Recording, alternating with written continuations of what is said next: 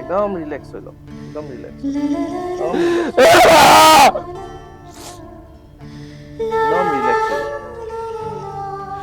যিটো সময়ৰ পৰা মই জুবিনৰ কথা ক'ব লগা হয়, মোৰ ক'বলৈ খুব অসুবিধা পাওঁ।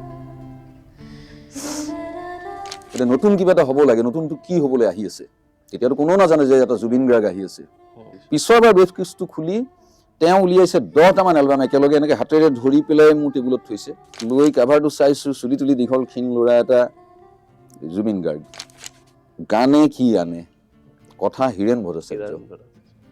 এটা লোকগীত গাওকচোন, এটা টোকাৰী গীত গাওকচোন, এটা বৰগীত গাওকচোন।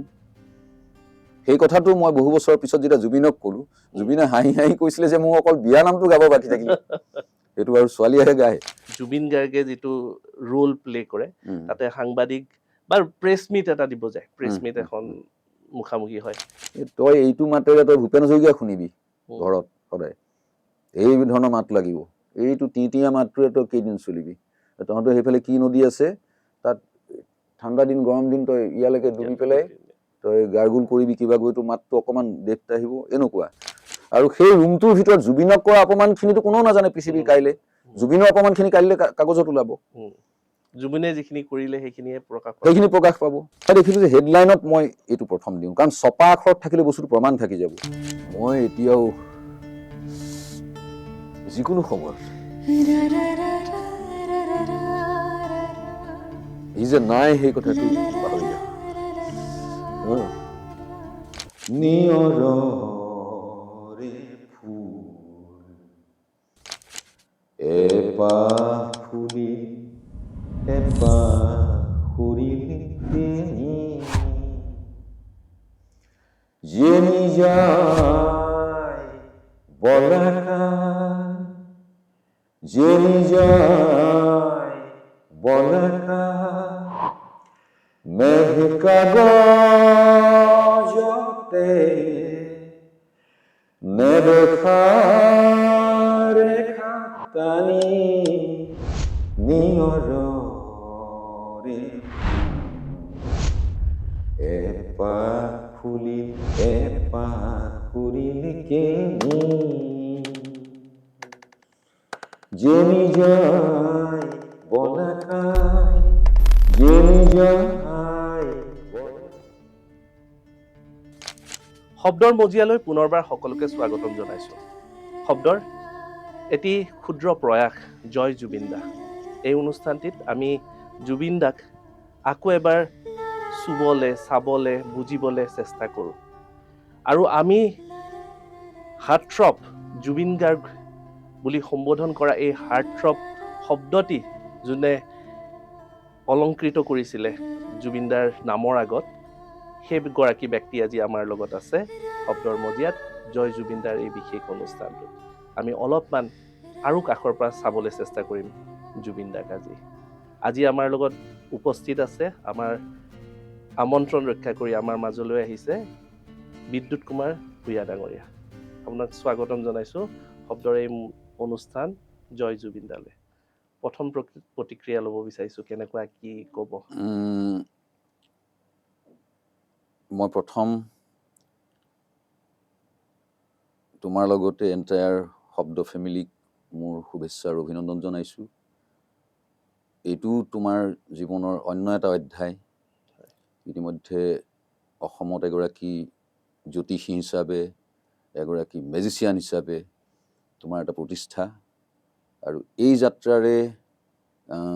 চিৰসুন্দৰে কেনেকৈ তৈয়াৰ কৰিছে নাজানো। আজি এই আসনখনত বহি জুবিনৰ স্মৃতি ৰোমন্থন কৰিবলৈ লওঁতে, বিশেষকৈ তোমাৰ সন্মুখত, মোৰ প্ৰথমেই মনত পৰিছে যে যিটো কথা আমি সকলোৱে এতিয়া আৱিষ্কাৰ কৰিছোঁ, যে অকলে আগবঢ়াটোৱেই জীৱন নহয়। তেওঁৰ সান্নিধ্যলৈ অহা কোনোবা এজনক আৰু দুখোজ আগুৱাই নিয়াৰ ক্ষেত্ৰত তেওঁৰ যিটো প্ৰয়াস আছিলে, যিটো খুব বেছি হাইলাইট হোৱা নাছিলে বা তেওঁ নিবিচাৰিছিলে। গতিকে মোৰ তোমাৰ লগত প্ৰথম ইন্ট্ৰডিউচ কৰি দিয়া মানুহটো আছিলে জুবিন। তুমি এটা লেপটপ লৈ বহি আছিলা, আৰু সেই সময়ত তুমি প্ৰফেশ্যনেল যাদুৰ জীৱনটোত আত্মপ্ৰকাশ কৰাৰ যিটো যন্ত্ৰণা যন্ত্ৰণা। সন্তান জন্ম দিয়া হয়। সেই আৱেগখিনি লৈ পেলাই আছা সেইখিনি সময়ত জুবিন অলৰেডি হাৰ্টথ্ৰব হৈয়ে গৈছে হাৰ্টথ্ৰব শব্দটোলৈ বাৰু পিছত আহিম গতিকে মোলৈ জুবিনে ফোন কৰিছে তোমাৰ লগততো মোৰ কোনো চিনাকিয়েই নাই আমাৰ সম্বন্ধটো তই হৈ গৈছিলে জুবিনৰ লগত গতিকে সি মাতি পঠালে আহি মই তোমাক পালোঁ সেইদিনা আৰু সি সেইটোতেই সুখী সি তাৰ মাজত আৰু তোমাৰ বা মোৰ মাজত সোমাই থকা নাই তাৰ জীৱনত সি আগবাঢ়ি গৈছে কিন্তু এই যে যোগাযোগটো কৰাই দিলে এইবোৰ তেওঁ এটা মাধ্যম আচলতে তেওঁৰ নিচিনা এটা পবিত্ৰ আত্মাৰ ব্যক্তিত্বক হয়তো চিৰসুন্দৰেই মিলাই দিছে তোমাৰ মোৰ মাজৰ সম্পৰ্কৰ কাৰণে আৰু তাৰপিছত আমি এটা গ্ৰেণ্ড শ্ব' কৰিলোঁ প্ৰাগজ্যোতি মাছখোৱাত য'ত ডক্টৰ হীৰেণ গোহাঁই মামণি ৰয়ছম গোস্বামীৰ দৰে 50 জনতকৈও বেছি অসমৰ নবীন বৌদ্ধিক জগতৰ লোক চিনেমাৰ লোক গোটেইখিনি মানুহ আৰ্টিষ্টটো আছিলেই আৰু বৌদ্ধিক জগতখনৰো পুৰুধা লোকসকলে আসন শুৱনি কৰিছিলে সেইটো স্মৃতি আমি পাহৰিব নোৱাৰোঁ আৰু সেইটোৰো যোগাযোগখিনি থ্ৰু জুবিন এতিয়া জুবিনক মই শ্ৰদ্ধাঞ্জলি শব্দটো ব্যৱহাৰ কৰিব নোৱাৰোঁ তাৰ ফটোত মই সেৱা কৰিব নোৱাৰোঁ বিভিন্ন ঠাইত গৈছোঁ শ্ৰদ্ধাঞ্জলি মই এভইড কৰোঁ কেনেকৈ শ্ৰদ্ধাঞ্জলি জনাম মোতকৈ 8 বছৰ সৰু অথচ আমাৰ তই সম্পৰ্ক হৈ গৈছিলে আনকি টেলিভিশ্যন শ্ব'টো আন ক'তো মই দেখা নাই মই ইণ্টাৰভিউ যেতিয়া ল'ব খুজিছোঁ সি মোক 12 বজাত মাতিছিলে আৰু 12 বজাতো মই খাটাং হ'বৰ কাৰণে সুধিছিলোঁ দিনৰ 12 বজা নে ৰাতি 12 বজা সি কৈছে নহয় ৰাতি অভিনয়ত গৈ ইণ্টাৰভিউ কৰিছিলোঁ ইণ্টাৰভিউ লওঁতে মই আনুষ্ঠানিকভাৱে এগৰাকী জাৰ্ণালিষ্ট হিচাপে যেতিয়া মই চিনাকি কৰি দিব খোজোতে মই কৈছিলোঁ যে আজি আমাৰ মাজত আছে জুবিন তোমাক আমাৰ তোমাৰ চমাৰ এইবিলাক বাদ দে আমি আজি 30 বছৰ ধৰি তইকে কথা পাতি আহিছোঁ সি দৰ্শকৰ লগত ডাইৰেক্টলি কথা পাতিবলৈ ল'লে যে আমি তইকে কথা পাতিম 30 বছৰ ধৰি এনেকৈ কথা পাতি আহিছোঁ সেইটোৱেই জুবিন আৰু তাৰপিছত আমি তইকে কথা পাতিব লগা হৈছিলে সি ঢুকুৱাৰ পিছত কেতিয়াবা ফেচবুকত মই যদি জুবিন বুলি লিখিছোঁ কেতিয়াবা মোক কোনোবাই যিসকলে নাজানে মোক তেওঁলোকে মোক গালি পাৰে যে আপুনি তই বুলি কিয় ক'ব জুবিন দাক তো মই সিহঁতক কেনেকৈ বুজাম তেওঁলোকক জুবিনৰ লগত মোৰ সম্পৰ্কটো কি আছিলে ভাই বন্ধু দুয়োটা সম্পৰ্ক আছিলে তাৰ লগত 8 বছৰ সৰু ডেফিনেটলি মই ভাইৰ দৰে তাক ভাবোঁ আৰু সি মোক তাৰ বন্ধু ভাই দুইটাই ভাবে বহুত সাংবাদিক সি মোৰ পিছত লগ পাইছে কিন্তু মোৰ প্ৰতি তাৰ সন্মানটো মই এতিয়াও ভাবোঁ যে সকলোতকৈ অকণমান সুকীয়া আছিলে বিশ্বাস কৰিছিলে এতিয়া জয় জুবিন দা শব্দটো তোমাৰ বা মোৰ ক্ৰিয়েশ্যন নহয় তাক যিসকলে ভাল পায় অনুৰাগীসকলে সেইসকলৰ কাৰণে শ্লোগানৰ নিচিনা হৈছে আমি আন্দোলনত বিভিন্ন শ্লোগান পাওঁ মৰে অসম যিয়ে কোনোবা কিবা এই ধৰণৰ কিন্তু জয় জুবিন দাটো কোনো সৃষ্টি কৰি দিয়া নাই যে জুবিনক দেখিলে আমি এইটো চিঞৰিম স্বতঃস্ফূৰ্তভাৱে পৰিকল্পিতভাৱে নহয় গতিকে চবৰে মুখত পৰাত আৰু সেই নিজে কোনো সৃষ্টি নকৰি সেই যিটো সমূহীয়া কণ্ঠস্বৰ বিশেষকৈ ইউথখিনিৰ কাৰণে যুৱ সম্প্ৰদায় যিটো তেওঁলোকৰ মুখৰ পৰা তুলি আনি ইমান সুন্দৰভাৱে বিউটিফুল নামটো দিয়াৰ কাৰণেও মই খুব হেৰি কৰিছোঁ এইটোৰ কাৰণে ধন্যবাদ জনাইছোঁ আৰু জুবিনৰ লগত সম্পৰ্ক বুলিবলৈ মোৰ মনত পৰে আমি একেবাৰে প্ৰথমৰ পৰা আহোঁ নেকি একেবাৰে আৰম্ভণিৰ পৰা আহিব বিচাৰিছোঁ আজি একেবাৰে খৰচি মাৰি আপোনাৰ পৰা জানিব বিচাৰিম সময় নাজানো কি হয় কিন্তু একেবাৰে আৰম্ভণিৰ পৰা আহিব বিচাৰিছোঁ একেবাৰে আৰম্ভণিত মানে কেনেকৈ আৰম্ভণি হৈছিলে এই গোটেই আৰম্ভণি হৈছিলে মই মোৰ সৰুৰে পৰা ৰেডিঅ'টোত তেতিয়াতো আৰু জুবিন গাৰ্গ নুশুনো ৰেডিঅ'টোত যিসকল কণ্ঠ শুনিছিলোঁ মই পেৰডি গীত ভাল পাইছিলোঁ মুনীন দত্তৰ আৰু ভূপেন হাজৰিকা খগেন মহন্ত জয়ন্ত হাজৰিকা এই তিনিজন মোৰ কাণত বেছিকৈ সোমাইছিলে আৰু ভূপেন দাক ফ'ল' কৰিছিলোঁ তেতিয়াৰ পৰা মই 5 বছৰ বয়সত ভূপেন দাক দেখিছিলোঁ আৰু 10 বছৰ বয়সৰ পৰা ভূপেন দাৰ লগত মোৰ একেবাৰে সম্পৰ্ক একেবাৰে আমৃত্যু গতিকে মই ভূপেন দাই যেতিয়া মোৰ হাৰমনিয়াম লৈ কেতিয়াবা গান ৰিহাৰ্চেল কৰে শংকৰদেৱ কলাক্ষেত্ৰৰ গানটো হয়তো তেতিয়া তেওঁ কেতিয়াবা হাৰমনিয়ামখন লৈ পেলাই ৰিডত যেতিয়া হাতটো দিয়ে তাতকৈ হাই স্কেলত আছিলে অলপ তেতিয়া ভূপেন দাই মোক কৈছে যে মই বুকু হমৰ দিনৰে পৰা বি ফ্লেটত গাওঁ তুমি মোৰ গান গোৱা এই ইমান হাই স্কেলত কেনেকৈ গোৱা মই বোলো মইতো ইমান হাৰমনিয়াম ব্যৱহাৰ নকৰোঁ স্কেলটোৰ কাৰণে লওঁ বাকী মিউজিচিয়ানখিনিয়ে বজায় আৰু মই বেয়া পাম বুলি তেওঁ লগে লগে কৈছে যে নাই আমাৰ ৰিহাৰ্চেল ইয়াতে হ'ব আমি শেষত আমি হয়তো ৰূপহৰ হাৰমনিয়ামখন ল'ম ৰূপহ মিনছ পাৰ্বতী প্ৰসাদ বৰুৱাৰ পুতেক প্ৰণৱীৰাম বৰুৱাৰ হাৰমনিয়াম সেইখন ভূপেন দাই ব্যৱহাৰ কৰিছে আগতে সেই ধৰণে আগবাঢ়িছোঁ। গতিকে মই গান গাবলৈ চেষ্টা কৰিলেও সেই বি ফ্লেটৰ ভূপেন হাজৰিকাৰ যিখিনি গান সেইবিলাকৰ চৰ্চা কৰোঁ। আৰু তাৰ বাহিৰে ৯২ চনৰ সময়ছোৱাত এটা ট্ৰেনজিশ্যন পিৰিয়ড আহিছে আছামিজ মডাৰ্ণ মিউজিকলৈ। সেই সময়ত বিহু সুৰীয়া গীতৰ এটা ঢৌ আহিছে, লাইক বিহু তলিলৈ আহিলা মনৰ মৰম যাচিলা নাৰা নাৰা নাৰা নাৰা নাৰা অহো অহো নানি নানি নাৰী নানা না, এইবোৰ গান, তেনেকুৱা গান সন্ধ্যা মেননৰ তেনেকুৱা ছুপাৰহিট গান কিছুমান হৈছে। তাতে এটা গান সন্ধ্যা মেননৰ ষ্টুডিঅ'তে ৰাজগড়ত জে পি দাই মাতিছে, তেওঁ অলৰেডি সুৰটো কৰিছে সন্ধ্যা মেননে এইবাৰ বিহুত গাবলৈ,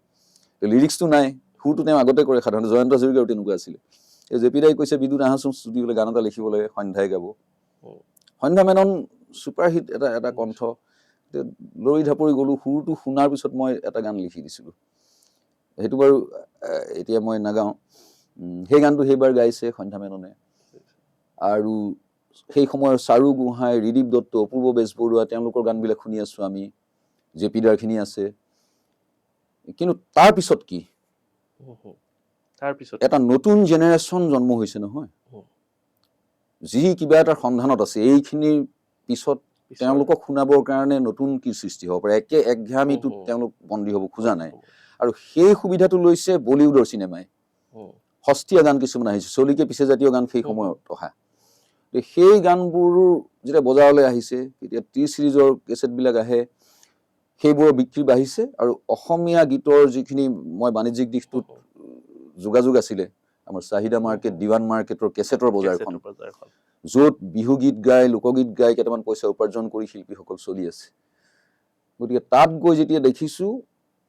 এই হিন্দী চিনেমাৰ বলয়টো গ্ৰাসত অসমীয়া মডাৰ্ণ মিউজিকৰ টেটু চেপা অৱস্থা এটা হৈছে। গতিকে নতুন কিবা এটা হ'ব লাগে, নতুনটো কি হ'বলৈ আহি আছে, এতিয়াতো কোনেও নাজানে যে এটা জুবিন গাৰ্গ আহি আছে অসমীয়া মডাৰ্ণ মিউজিকলৈ, সেইটো নাই নহয়। গতিকে তেতিয়া আমি কি কৰিছোঁ, মই সেই সময়ত দেখিছোঁ 92 মানতে বেংগলৰ 3জন গায়ক মই বাছি লৈছিলোঁ, তেওঁলোকৰ গানবিলাক খুব পপুলাৰ হৈছিলে আৰু HMV ব্ৰেক দিছিলে তেওঁলোকক। এজন হ'ল নচিকেতা, যি জুবিনৰ ছবিত অভিনয় কৰিছে, গানো গাইছে, খুব বন্ধুত্ব হৈ গ'ল। এই নচিকেতাৰ গান শুনিছোঁ, তেওঁৰ এই বেচ ভালো আছি বুলি প্ৰথম এলবামটো। তাৰপিছত অঞ্জন দত্ত, তেওঁ চিনেমা ডাইৰেক্টৰ, অভিনেতা, কিন্তু তেওঁ এই ধৰণৰ ঘৰানাত গান গাইছে, অঞ্জন দত্ত। তাৰপিছত আৰু এজন হ'ল এতিয়া তেওঁৰ নাম আছিলে সুমন চট্টোপাধ্যায়, এতিয়া কবিৰ সুমন নাম ল'লে তেওঁ। এওঁলোক 3জনৰ এলবামবিলাক শুনিছোঁ। সেইখিনিৰেই যিখিনি বস্তু পোৱা নাই অসমীয়া মিউজিকৰ সেই সময়ছোৱাত, গতিকে তেওঁলোকৰ গান শুনিছোঁ। তেনেকুৱা এছোৱা সময়তে হঠাৎ এদিন মোৰ চিনাকি, মোৰ গান তেওঁ যোৰহাটৰ এই যে আমাৰ জংকী বুলি এজন ল'ৰা আছে, জংকী দত্ত, তেওঁ এতিয়া গোটেই গ্লোবটোতে ঘূৰি ফুৰে ডাঙৰ ডাঙৰ মিউজিচিয়ানৰ লগত, তেওঁ পাৰ্কাছনিষ্ট হিচাপে বিখ্যাত। তেওঁৰ ভনীয়েক বৃষ্টি দত্ত, সৰু ছোৱালী, তাইৰ কাৰণে জয়ন্ত নাথে মোৰ গান এটা বিচাৰিছিলে। সেইটো অসমীয়াৰে লালিতা পালিতা যিটো তাল পৰে, সেই তালত তেওঁ কৰা বুলি মোক জয়ন্ত নাথে জনাইছিলে। সেই গানটো লিখি দিলোঁ। পানী আনিবলৈ যোৱা ছোৱালী এজনী আৰু নৈৰ ঘাটলৈ, গাঁৱৰ গ্ৰামীণ পটভূমি। গতিকে জয়ন্ত নাথৰ লগত মোৰ এটা সম্পৰ্ক হৈছে। আৰু সেই সময়ত যোৰহাটৰ NK প্ৰডাকশ্যনৰ কেইটামান কেছেট মই শুনি ভাল পাইছোঁ।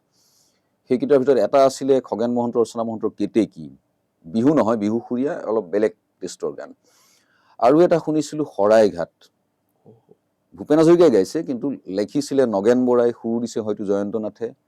সেই সময়ত অকণমান আলফাও উত্থান এটাত আছিলে, গতিকে তেনেকুৱা অকণ বিপ্লৱী গান। সেই শৰাইঘাট ছুপাৰহিট হোৱাৰ পিছত তেওঁলোকে ছেকেণ্ড এলবামটোৰ নামো শৰাইঘাটেই দিছে, কিন্তু আকৌ শৰাইঘাট কৰিলে।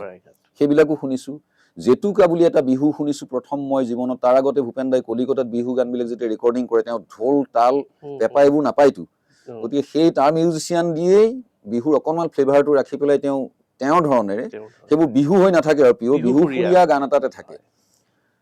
গতিকে মোক জয়ন্ত নাথে আহি চিনাকি কৰি দিলে মানুহজন। তেওঁ এটা ক'লা ব্ৰিফকেছ লৈ আহিছে আৰু বগা চাৰ্ট, বগা পেণ্ট, ওখ পাখ মানুহ। আৰু সেইদিনা দুপৰীয়া অকণমান ৰ'দ আছিলে, গতিকে তেওঁৰ মুখখন মানে একদম পাঠানৰ নিচিনা জকমকাই আছে, ৰঙা ভাৱ এটা। বহিলে, বহাৰ পিছত উদ্দেশ্যৰ কথা যেতিয়া আহিলে, তেতিয়া নৱবৰ্গটকীয়া ব্ৰিফকেছটো খুলিলে, খুলি পেলাই মোক 3টা এলবাম দিলে। এটাৰ 3 কপি 5 কপি এনেকুৱাকে সেইটো আছিলে আশা ভোসলেয়ে গাইছে মেঘালী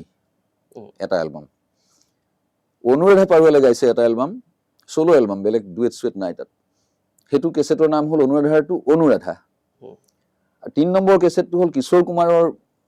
পুত্ৰ অমিত কুমাৰে গোৱা সেইটো কেছেটৰ নাম মণিহাৰ আৰু তাৰ আগৰ চোৱা সময়ত নতুন দুটা কণ্ঠক অকমান লিফটিং কৰি নিব খুজিছে বীৰেন দাস তেওঁ আমাৰ চাহিদা মাৰ্কেট দেৱান মাৰ্কেটৰ পিছফালে ৰেলৱে হেৰিয়াৰ কাষত থাকে তেওঁৰ প্ৰতিষ্ঠানটোৰ নাম হ'ল মিউজিক মেকাৰ্ছে ব্ৰেক দিছে সেই সময়ত দুগৰাকী ছিংগাৰক অসমীয়া ছিংগাৰ হিচাপে জিতুল সোণোৱাল আৰু সংগীতা কাকতি তেওঁৰ লগতো মোৰ সম্পৰ্ক ঘটিছিলে আৰু এই ডুৱেট যেতিয়া ফিমেল ছিংগাৰ গৰাকী যদি অসমীয়া হয় ডুৱেটটোত বলিউডৰ কোনোবা এগৰাকী ছিংগাৰ লৈছে উদিত নাৰায়ণ বা কুমাৰ চানু এওঁলোকক লৈছে সেইবোৰৰ গান শুনিলে এতিয়া কি উদিত নাৰায়ণৰ গানকেইটা সেই সময়ত আমিৰ খানৰ মুখত আমিৰ খানৰ মাত যেন লগা হৈ গৈছে তেনেকুৱা এগৰাকী বলিউড ছিংগাৰে যেতিয়া অসমীয়া বিহুসুৰীয়া গান এটা গাব ক'ৰবাত উচ্চাৰণ ভুল হ'লেও আমাৰ সেইটোও ভাল লাগে যে নন আছামিজ এজনে অসমীয়াত গাইছে আমিৰ খানৰ কাৰণে যিজনে গায় তেওঁ ছুপাৰ হিট সেইবিলাক ছিংগাৰ সেই সময়ছোৱাত এওঁলোকেও ভাবিছে যে আমি বলিউডৰ ছিংগাৰক দি গান গোৱাওঁ সেই প্ৰৱণতাটোৰে গৈ তেওঁলোকে ৰেডিঅ' জেমছ মোৰ ষ্টুডিঅ'টোৰ নাম এইকাৰণে মনত আছে এই যিটো এটা পেপাৰ ৱেট তেওঁলোকে লৈ আহিছিলে বম্বে আৰু মোক যাওঁতে কেছেটৰ লগতে সেইটোও দি গৈছিলে সেইকেইটা কেছেট পালোঁ পোৱাৰ পিছত তেওঁলোকে যাবলৈ উঠিলে সেইকেইটা প্ৰচাৰ কৰিব লাগে আৰু বিগ বাজেটৰ কেছেট যাতে পইচাকেইটা আহে প্ৰচাৰ হ'লে পূজা আহি আছে পূজাত বিক্ৰী হ'ব যাবলৈ উঠিলে উঠাৰ পিছত নৱবৰ্গটোকে আকৌ বহিলে মোৰ লগত চব কথা বতৰা শেষ হ'ল কি কাৰণে বহিলে মই নাজানো আৰু সেইটোৱে হয়তো ডাঙৰ এটা আৱিষ্কাৰ হ'ব গৈ আছে পিছৰবাৰ ব্ৰেফ কেছটো খুলি তেওঁ উলিয়াইছে 10টা মান এলবাম একেলগে এনেকে হাতেৰে ধৰি পেলাই মোৰ টেবুলত থৈছে সেইটো 10টা এলবাম এটা এলবামেই অনামিকা অনামিকা অনামিকা অনামিকা অনামিকা এটা হাতত ললো লৈ কাভাৰটো চাইছো চুলি তুলি দীঘল ক্ষীণ ল'ৰা এটা জুবিন গাৰ্গ আৰু তলফালে সৰুকে কো ছিংগাৰ কবিতা কৃষ্ণমূৰ্তি মোৰ এইটো কিয় দিছে নহয় এইটো আমাৰ লোকেল তাৰে যোৰহাটৰ জুবিন গাৰ্গ বুলি ল'ৰা এটা এইখন ফটো তেওঁ গাইছে এইটোত আমাৰ খৰচ নহয় আমি প্ৰযোজনা কৰা কেছেট নহয় কিন্তু তেওঁ যিহেতু যোৰহাটৰ ল'ৰা তেওঁ আমাক ৰিকুৱেষ্ট কৰিছিলে যে যাতে বজাৰলৈ যায় কেছেটটো বিক্ৰী হয় নহয় বেলেগ কথা যাতে মানুহৰ হাতলৈ যায় বজাৰখনত যাতে এভেইলেবল হয় যোৰহাট হওক তেতিয়া বিশেষকৈ আমাৰ ৰাস্তাত জখলা বনা এইবিলাকত গতিকে এন কে প্ৰডাকশ্যনৰ বজাৰ এখন যিহেতু আছে তেওঁলোকে জাষ্ট ডিষ্ট্ৰিবিউশ্যনটো কৰক লাভ লোকচানৰ বিচাৰ কৰা নাই সেই ল'ৰাটো জুবিন গাৰ্গ মই ক'লো 10টা কিয় দিছে সিহঁতে বেগটো খালী কৰিব খুজিছে চাগে যোৰহাট যাবগে হয়তো যে আপুনি যদি শুনি ভাল পায় আপুনি ভূপেন হাজৰিকা শুনা মানুহ গতিকে আপোনাৰ টেষ্টটো নহ'ব পাৰে ল'ৰাজনে খুব হাই ৰেঞ্জত গাইছে গানবিলাক আৰু অলপ ৰক ষ্টাইলৰ গান মইতো ৰক তেতিয়ালৈকে ৰকৰ পৃথিৱীলৈ মই অহাই নাই এই যে ৰক চং যে হৈছে সেইটো মই ফিল কৰিব পৰাও নাই সেই বুলি কৈ তেওঁলোক গ'লগে যোৱাৰ সময়তে পূজা আহি আছে কাৰণে মোক তেতিয়াৰ প্ৰেষ্টিজিয়াছ কাগজ দৈনিক অসম তেওঁলোকৰ এডিটৰে মোলৈ ফোন কৰিলে অনিল বৰুৱাই ক'লে যে তুমি গান চান শুনি থাকা পূজাত অসমৰ মানুহে শুনিব পৰা তোমাৰ ভাল লগা পূজাৰ বতৰৰ গানৰ 10টা কেছেটৰ বিষয়ে তুমি লিখিব লাগে আৰু বৰ চুটিকে লিখিবা গতিকে মই 8টা কেছেট লিখিলোঁ কিবা কিবি কেছেট আছিলে মোৰ হাতত বোধকৰো তাত এই অনুৰাধা বা এই কেছেটো সোমাইছে আৰু অসমীয়া কেছেট সোমাইছে কেইটামান 9 আৰু 10 নম্বৰ কেছেট দুটা মোৰ লিখা হোৱা নাই 9 ভাবি থাকোঁতে সেই সময়ত মই কিনি অনা কেছেট এটা আছিলে সেই বছৰে ভূপেন দাই মানে HMVৰ লগত অকণমান লেনদেন খেলি মেলি কৰিছিলে ভূপেন দাৰ লগত গতিকে HMVক ভূপেন দাই আঁতৰাই দিলে দি পেলাই নতুন এটা মিউজিক কোম্পানী হৈছে পেন মিউজিকে ভূপেন দাৰ এটা অসমীয়া এলবাম উলিয়াইছিলে তাৰ আগৰবাৰ এইবাৰ মানে যোৱা বহাগত ভূপেন দাই গোৱা গানটো আছিলে হে বিহুতি বছৰি আহিবা অসমী আইকে জগাবা বিপদৰ কালতো মাহ হালধিৰে জাতি তোৰ দেহ মন ধুৱাবা। এই ট্ৰেকটো আমাৰ মিউজিকৰ মানুহে জানিব। এই একেটা সুৰতে তেওঁ পিছৰবাৰ যিহেতু পূজা আহি গ'ল বেংগলত, পুজুৰ গান বুলি তাত এটা চিৰিজ ওলাই নহয়, এতিয়া পুজুৰ গান হিচাপে ভূপেন্দ্ৰৰ কেছেটটোৰ নাম দিলে, আগৰটো আছিলে অসমীয়া বিহুতি বছৰি আহিবা, পিছৰ নামটো দিলে চাৰদী শিশিৰে মুকুতা। বিহুৰ সুৰটোৱেই তেওঁ পূজালৈ লৈ গ'ল, লৈ গৈ তাত এইটো কোনোবা বেংগলী লিৰিচিষ্টৰ হয়তো অনুবাদ কৰাই পেলাই তেওঁ গালে চাৰদী শিশিৰে মুকুতা শুভ্ৰ কাশ বনে বাৰতা, এই ধৰণে নিলে। গতিকে মই দেখিলো যে অসমীয়া ছিংগাৰ বা ভূপেন হাজৰিকা যিহেতু তেওঁনো বেংগলত কি কৰিছে, পূজাৰ সময়ত এইটো মোৰ ভূপেন হাজৰিকা হিচাপে সোমাব পাৰে, ন হৈ গ'ল। এতিয়া দটোতো মোৰ হাতত কোনো কেছেট নাই, তাই হঠাৎ মোৰ মনত পৰিল আৰু এটা কেছেট মোক দিছিলে যে অনামিকাখন আছে। অনামিকা বুলি মোৰ মনলৈ অহা নাই, মোৰ নামো মনত ৰোৱা নাই, জুবিন গাৰ্গটোতো মনলৈ অহাই নাই। কবিতা কৃষ্ণমূৰ্তি আহিছে, আৰু কবিতা কৃষ্ণমূৰ্তি সেই সময়ত মই যিবিলাক ছবি চাইছিলো, মিষ্টাৰ ইণ্ডিয়া চিণ্ডিয়া, এইবিলাক চিনেমাত শ্ৰীদেৱীৰ লিপছত কবিতা কৃষ্ণমূৰ্তিৰ মাতটো চিংক কৰে, শ্ৰীদেৱী গোৱা যেন লাগে। শ্ৰীদেৱীৰ গোটেইখিনি গান কবিতা কৃষ্ণমূৰ্তিয়ে গাইছিলে, তেওঁক ভাল পাওঁ। গতিকে ললো অৱশেষত যে 10 নম্বৰ এইটো দি মই দিব লাগে। এডিটৰে ফোনো কৰিছে, তোমাৰ 10টা কেছেট লিখোতে ইমান সময় লাগে নে, দেৰি হৈছে আমাৰ। মই বোলো নাই, 9টা হৈছে, আৰু এটা হলে মই দিম আজি। আনিলো, আনি এতিয়া কি শুনিম লুটিয়াই পেলাই চাই যেতিয়া দেখিছো গানে কি আনে, কথা হীৰেণ ভট্টাচাৰ্য। লগে লগে মোৰ ল'ৰাটোৰ প্ৰতি কিবা এটা পজিটিভনেছ জন্ম হৈছে যে ল'ৰাটোৱে, মইতো হিৰুদাক ভাল পাওঁ, হিৰুদাৰ কিতাপ এখনো লিখিছো মই। গতিকে মোৰ মনলৈ আহিছে যে ল'ৰাটোৱে গান গোৱাই নহয়, গানৰ কথাখিনিতো গুৰুত্ব এটা দিছে, নহলে হিৰুদাৰ কবিতাৰ গীত এটা নলয়, কেতিয়াও নলয়। ডেফিনেটলি এটা ল'ৰাটোৰ প্ৰতি কেছেটটো ললো, লৈ শুনিছো, শুনি পেলাই মই ভাল পাইছো বেয়া পাইছো একো ফিলিংছ মোৰ নাই। অসমীয়া গান এনেকুৱাও হ'ব পাৰে নেকি, তেনেকুৱাতো শুনাই নাই আগতে। নতুন এৰা এটা যে জন্ম হ'ব খুজিছে সেইটোও মই ফিল কৰিব পৰা নাই। আৰু ভূপেন হাজৰিকাটো বহি আছে মোৰ বি ফ্লেটত গোৱা বুকু সমামৰ মানুহটো। গতিকে আকৌ দুদিনমান ৰলো, তাৰপিছত আৰু এডিটৰে এদিন গালি দিছে। আকৌ নেক্সট টাইম মই যে নহয়, এইবাৰ মই অতি বেছি সময় দি গোটেই এলবামটো শুনিম। গোটেই এলবামটো যেতিয়া আকৌ শুনিছো, তেতিয়া মোৰ বিশ্বাস কৰা বিক্ৰম, মোৰ অকমান কিবা এটা ফিলিংছ আহিছে গাটোত, ৰস সোমাইছে। আৰু যে 3 দিন আগত শুনা স্মৃতি অলপ অলপ আছেতো, এই ৰিপিটেশ্যন যেতিয়া হৈছে সি আৰু অকমান গভীৰলৈ যেন সোমাই গৈছে। তথাপিও মই এইটো ভবা নাই যে এই গায়কজনে খুব দীৰ্ঘদিন ছাষ্টেইন কৰিব, কিন্তু এই যে ঘিচি পিটি যিবোৰ গান ওলাই আছিলে তাত নতুন প্ৰজন্মৰ যিখিনি মোৰ পিছৰ প্ৰজন্ম, সেইখিনি ভূপেন হাজৰিকাতে বন্দী হৈ থাকিব খোজা নাই বা ভূপেন হাজৰিকা শুনা নাই, সেই অধ্যায়টো নাই জনা। সেই ল'ৰা ছোৱালী খিনিয়ে এই কেছেটটো হয়তো লব, কিবা এটা পাব, নতুন কিবা এটা, এই বিহুসুৰীয়া গানৰ ঢৌটোৰ পিছত। গতিকে মই ইমান কনফিডেন্ট নহয় যে এই ল'ৰাটো জুবিন গাৰ্গ হ'বলৈ গৈ আছে ভৱিষ্যতে। গতিকে মই লিখাৰ শেষত অকণমান এটা শেষৰ মন্তব্য হিচাপে যিখন লিখিবলৈ, সেইখনত কৈছো যে ল'ৰাটোৱে অসমীয়া মডাৰ্ণ মিউজিকৰ, চিনেমাৰ কথা মোৰ তেতিয়া অহাই নাই, মডাৰ্ণ মিউজিকত এছোৱা সময় আধিপত্যক বিশ্বাস কৰিব, সেই ধৰণৰ এটা লাইন দিলো, থাকিলে। গতিকে তাৰপিছত তেতিয়ালৈকেতো জুবিনক লগেই পোৱা নাই, মোলৈ কিছুমান ফোন আহিছে, তুমি ইমান চিনেমা বেয়া হলে, চিনাকি মানুহ হলেও তুমি একদম বেয়াকে লিখি দিয়া, বেয়া হৈছে বুলি, মিউজিক বেয়া হৈছে বুলি। তুমি জুবিন গাৰ্গৰ বিষয়ে যে এনেকে লিখিলা, তেওঁ এছোৱা সময় আধিপত্য বিস্তাৰ কৰিব, কোন জুবিন গাৰ্গ কোন? মই নাজানো, ক'ৰ ল'ৰা? যোৰহাটৰ ল'ৰা বুলি শুনিছো, মই লগ পোৱা নাই, কেৱল কেছেটটো ক'ত পাম? তেওঁলোকে হয়তো মাৰ্কেটিং কৰিব, এইখিনিতে হয়তো পূজাৰ আগে আগে বজাৰলৈ আহিব পাৰে, যদি আহে আপোনালোকে বজাৰত পাব। আৰু নহলে মোৰ হাতত 10টা কেছেট আছে, মই এটা ৰাখিম, তাৰ এটা লৈ যাব পাৰে। তপন দাস মোৰ তালৈ আহিছে, এক্টৰ, সিহঁতে বেলেগ এটা ঢৌ হয়তো সিহঁতেও বিচাৰি আছিলে। তপন দা খুব পিছততো তপন দাৰ লিপছত জুবিনৰ গান এই ভাইমন্দাৰ চিনেমা বিলাকত একেলগে গাইছে আমাৰ দিগন্তহঁতৰ লগত। গতিকে সেই ধৰণে কেছেট কেইটা কাৰোবাক দিলো, আৰু দিয়াৰ পিছত তাৰ বহু পিছতহে মই জুবিনক লগ পাই, তাৰ পিছৰ এলবামটো বোধকৰ মায়া আছিলে। সেই সময়ত যেতিয়া সি আহিছে, তাক লগ পাইছো, সি ভাল পাইছে, আৰু মোক সাংবাদিক হিচাপে, মানে সাংবাদিক যদি সি লগ পাইছে, প্ৰথম মোকে পাইছিলে। তাৰ এটা স্পেচিয়েল কিবা এটা মোৰ লগত আছিলে, সেইটো আমৃত্যু থাকি গ'ল।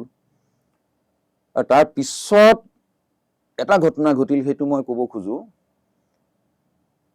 জুবিনৰ তেতিয়ালৈকে আনুষ্ঠানিকভাৱে প্ৰেছৰ লগত মুখামুখি হোৱা নাই। সেই জাতীয় এলবাম ময়ে লিখোঁ ক'ৰবাত কিবা,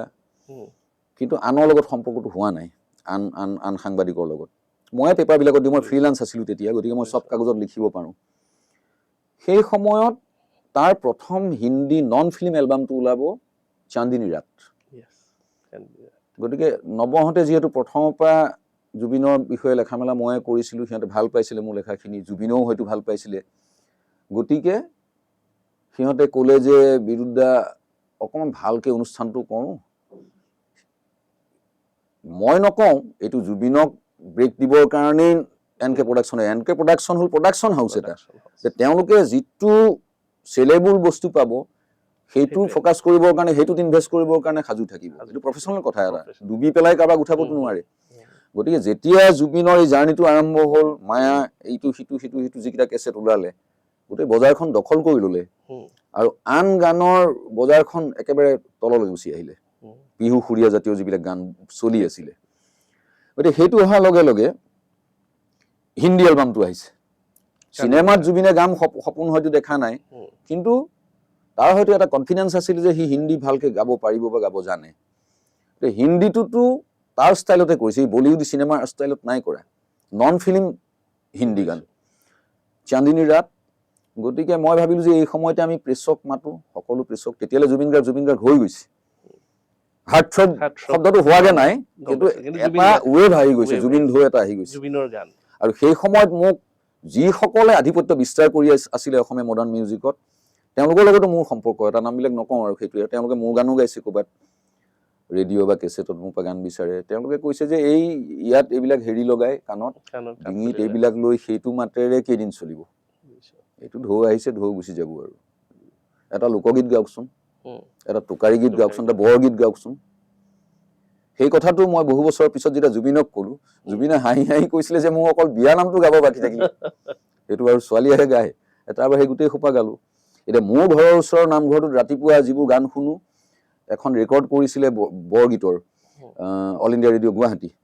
তাত বীৰেন দত্তৰ বৰগীত আছে, খগেন মহন্তৰ আছেই, ভূপেন দাই গোৱা আছে।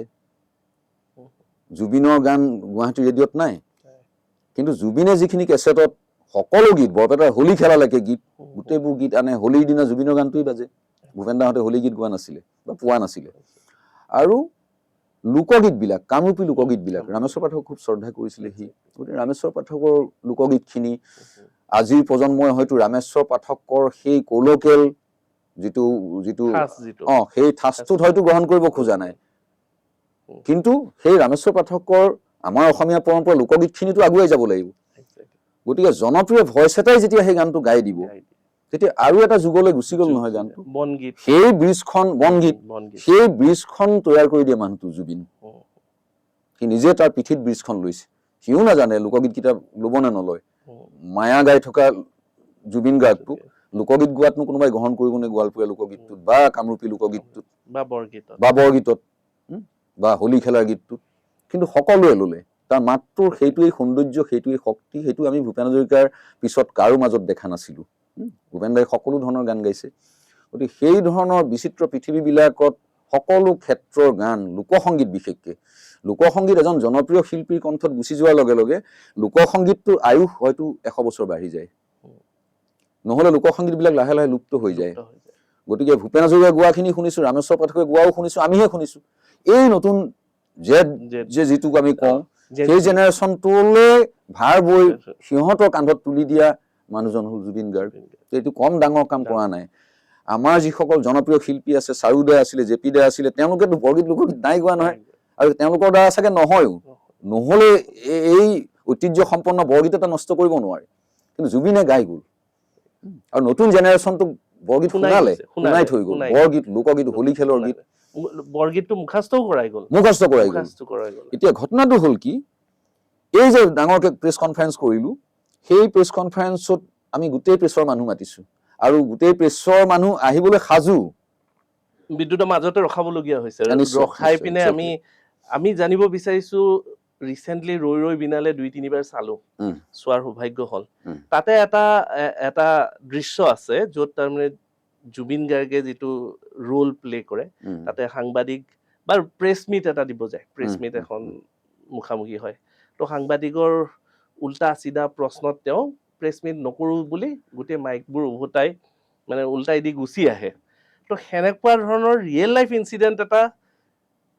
ঘটিছিলে জুবিনদাৰ তাত লগত আৰু প্ৰথম প্ৰেছ মিটখনত ঘটিছিলে যিখনত আপুনি মানে আগ ধৰিছিলে বা আপোনাৰ নেতৃত্বত হৈছিলে সেইখিনি কথা জানিব বিচাৰিছিলোঁ একজেক্টলি সেইদিনাখন নন্দন হোটেলত হৈছিল কি সেইটো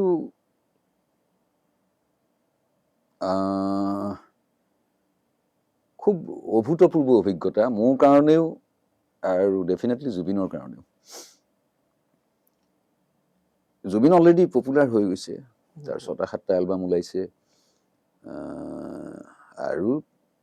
অনামিকাতে হিট কৰিছেতো সি প্ৰথম এলবামটোতে গতিকে তাৰপিছত জুবিনৰ এখন বজাৰ জুবিনৰ অসমীয়া মডাৰ্ণ মিউজিকত এটা প্ৰতিষ্ঠা সেইখিনি এষ্টাব্লিছ হৈ গ'ল গতিকে NK প্ৰডাকশ্যনেও ভাবিলে যে এটা ৰাজহুৱা প্ৰেছ মিট ৰাজহুৱা মিনছ সকলো প্ৰেছৰ মানুহৰ লগত এটা মুখামুখি অন্তৰংগ আলাপ জাতীয় আৰু সেই অকেজনটোতে তাৰ প্ৰথমটো হিন্দী এলবাম ৰিলিজ হ'ব চান্দিনী ৰাত তো সেইটো ডেফিনেটলি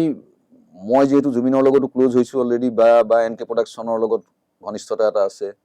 ষ্টুডিঅ'ত বহোঁ কেতিয়াবা ইহঁতে ক'লে যে বিদ্যা আমি এনেকৈ ভাবিছোঁ তেতিয়া অলৰেডি দেৱও আহি গৈছে দেৱ নৱ দুইটাই থাকে আৰু তেওঁলোকে যদি আমি কনজিউমাৰ প্ৰডাক্ট হিচাপেও ধৰোঁ এজন ছিংগাৰক ধৰা হয় বলিউডতো শ্বাহৰুখ খান অমিতাভ বচ্চন বিক্ৰী হয় বিভিন্ন এটা এমাউণ্টত গতিকে জুবিন অলৰেডি চেলিব্ৰিটি হৈ গৈছে গতিকে কনজিউমাৰ প্ৰডাক্ট হিচাপেও জুবিনৰ কোৱালিটি বহুত ওপৰত তেতিয়া জুবিন বেচা যোৱা হৈ গৈছে Zubeen means Zubeen voice of Zubeen কৈছোঁ মই গতিকে এটা প্ৰেছ মিট দৰকাৰ এইটো ডেফিনেটলি মোকে দিলে দায়িত্বটো গতিকে গোটেইবিলাক সংবাদ পত্ৰ যিমান আছিলে আৰু তেতিয়া টেলিভিশ্যন নাই অকল গুৱাহাটী দূৰদৰ্শনটো আছে তাৰো এজন তলৰ মানুহ পঠোৱা নাই আৰু তাৰো এজন বিশিষ্ট লোকেই গৈছিলে আৰু বাকী গোটেইবোৰ প্ৰেছৰ আমি সাধাৰণতে কাক মাতোঁ যিজনে কালচাৰেল পেজটো কৰে চিনেমা বা মিউজিকৰ পৃষ্ঠাটো যিজনে কৰে তেনেকুৱা বিভাগীয় সম্পাদকজনক মাতোঁ আৰু সেইজনৰ লগত মোৰ সম্পৰ্ক আছেই গোটেইখিনি আমাৰ ইউনিটৰে কালচাৰেল জাৰ্নেলিষ্ট বুলি যাক কয় সকলোকে মাতিলোঁ তেতিয়া নতুনকৈ এখন কাগজ ষ্টাৰ্ট দিছে সেই কাগজখনত মোৰে বন্ধু চন্ধু বেলেগ এখন কাগজৰ পৰা তেওঁলোকৰ গোটেই এটা টীম গুচি গৈছিলে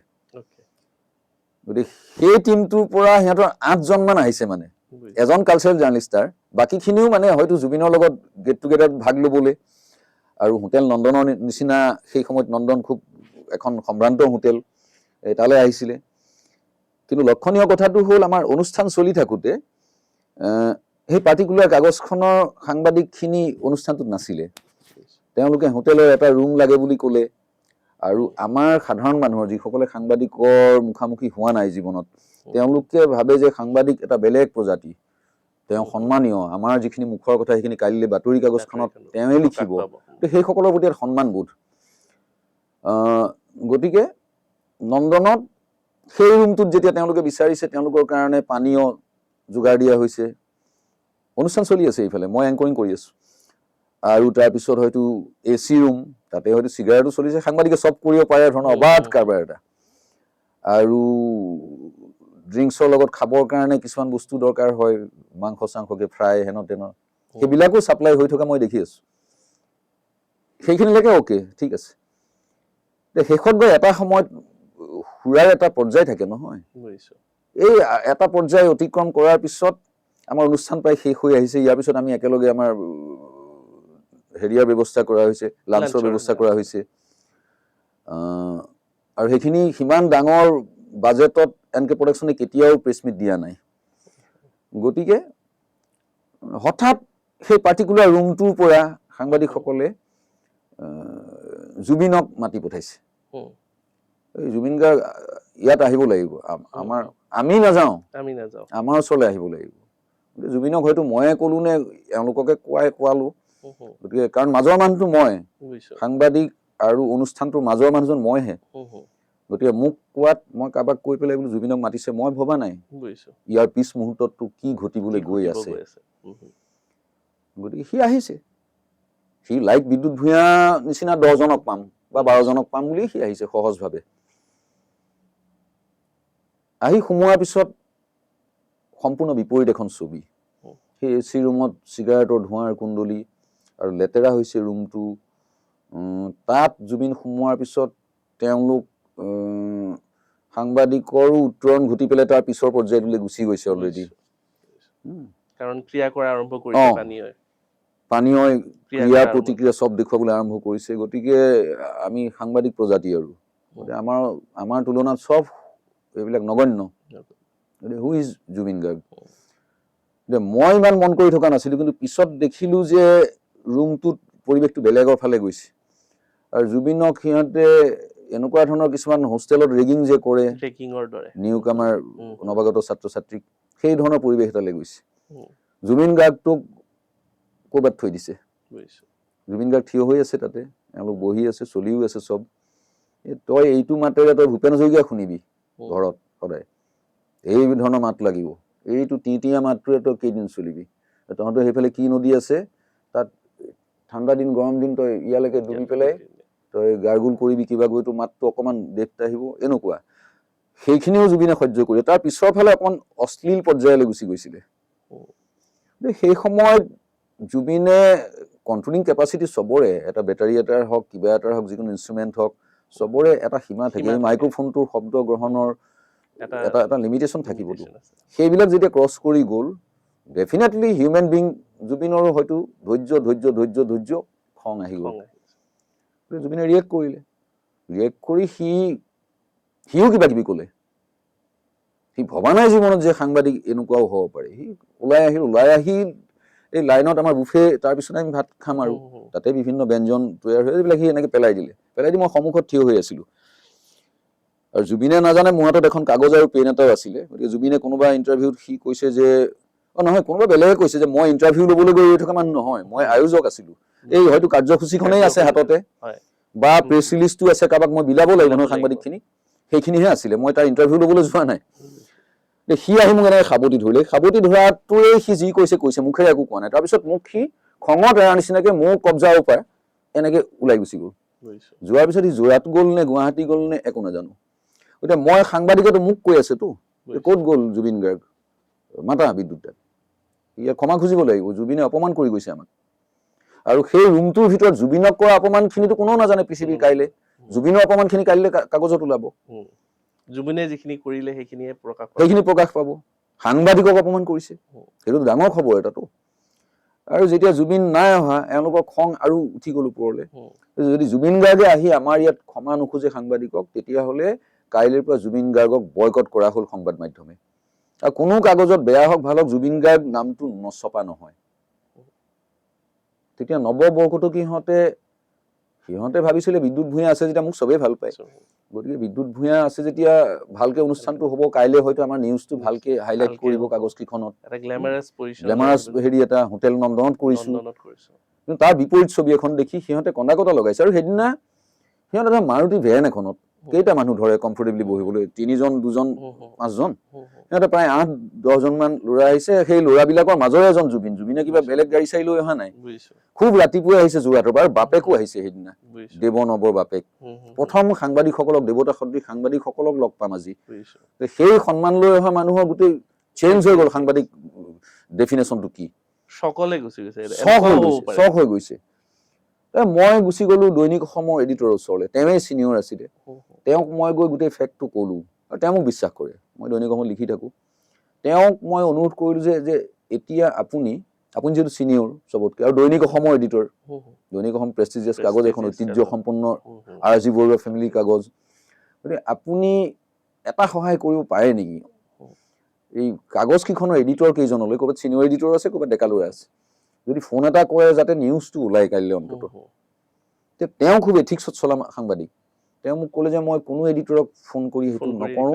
কাৰণ সকলো এডিটৰিয়েল এটা পেনেল থাকে তেওঁলোকে পেজ ওৱানত কোনটো নিউজ দিব কোনটো নিউজ বেক পেজ কোনটো লেখা এডিটৰিয়েল পেজত যাব এইবিলাক তেওঁলোকৰ নিজৰ চবৰে ডিজাইন আৰু তাত মই এইটো লেখা উলিয়াব বা নুলিয়াব কোৱাৰ মোৰ সেইটো মোৰ এথিক্সৰ ভিতৰত নপৰে কিন্তু মই এটা কাম কৰিব পাৰোঁ তোমাক বিশ্বাস কৰোঁ যিহেতু তুমি ধুনীয়াকৈ গোটেই ঘটনাখিনি লেখা প্ৰেছ মিটটো দেই এই কাজিয়া পেচাল নহয় প্ৰেছ মিটটো তুমি কাভাৰ কৰা আৰু তোমাৰ নামত লিখা মই ভালকৈ ছপাম সুন্দৰভাৱে লিখি আৰু দৈনিক অসমত সেইমত চলা কাগজ কাৰণে মই ভাল পাইছোঁ যে অন্তত দৈনিক অসমত ওলালে প্ৰচাৰ হ'ব দৈনিক অসমত লিখিলোঁ দৈনিক অসমত খুব ভালকৈ ওলাল